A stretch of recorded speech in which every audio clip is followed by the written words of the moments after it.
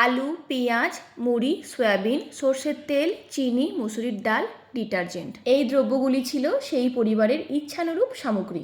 এই সামগ্রীগুলিকে নিয়ে পৌঁছে গেলাম কার্গিল বিজয় দিবসের 2026-এর 26শে জুলাই রবিবারের দিনে। একটি বাড়িতে থাকেন একজন দিদিভাই তার 2 সন্তানকে নিয়ে, আর একটি বাড়িতে থাকেন বয়স্ক বৃদ্ধা। এই 2 বাড়িতেই দ্রব্য সামগ্রীগুলি পৌঁছে গিয়েছিল ঠিকই, কিন্তু আমি নিজে সশরীরে সেই বয়স্ক বৃদ্ধার বাড়িতে পৌঁছাতে পারিনি।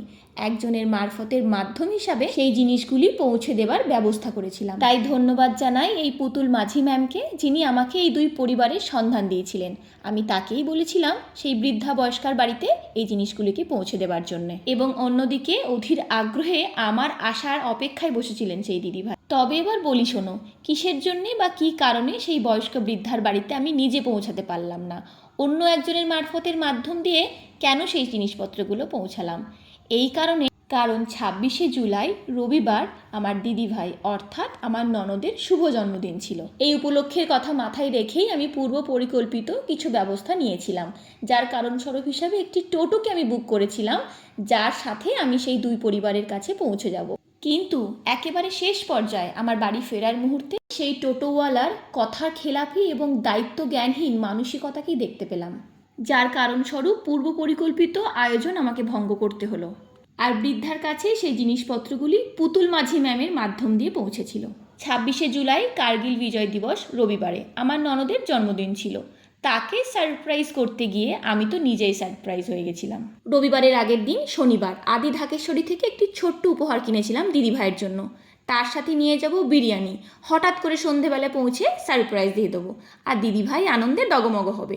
এই চিন্তাভাবনা মাথায় রেখে বাড়ির প্রত্যেক সদস্যদের বলে রেখেছিলাম, কেউ যেন কোনোভাবে দিদিভাইকে না জানায় আমি তার বাড়িতে আজকে সন্ধেবেলায় উপস্থিত হব। সন্ধে 6টার মধ্যে যে করেই হোক দিদিভাইয়ের বাড়িতে সারপ্রাইজ নিয়ে পৌঁছাতেই হবে, নয়তো বড় ভাগনাকে নিয়ে তো বেরিয়ে যাবে পড়াতে।